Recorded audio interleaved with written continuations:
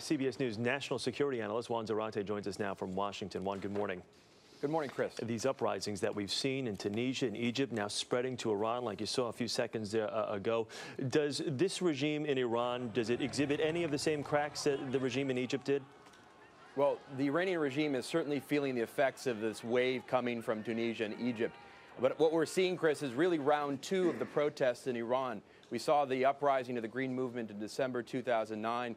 And really what you have now is the breathing of new life into that movement, given the Egyptian protests and the toppling of Hosni Mubarak, plus the Iranian government's own support for those protests, which has really given some legitimacy to folks wanting to come onto the streets in Tehran. And so I think you're seeing, again, round two of the protests in Iran, which is quite significant. Let's talk more about the response. How do you feel the Iranian government response? Will it differ from the Egyptian government's?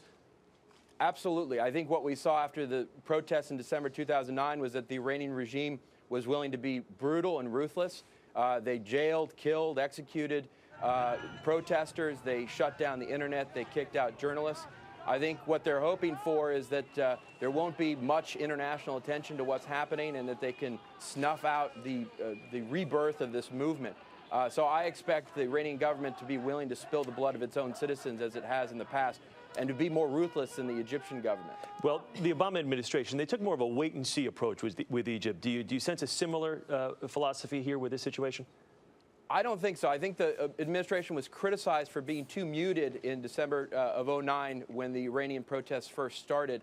And I think they'll take a different tact here. In part, they don't have to walk a fine line. They can support the aspirations of the protesters for freedom while also opposing a regime that is frankly unfriendly to the United States, a human rights abuser, a supporter of terrorism. So the administration, I think you're going to see be more vocal in this case, and you've already seen Secretary Clinton start to speak out on behalf of the protesters.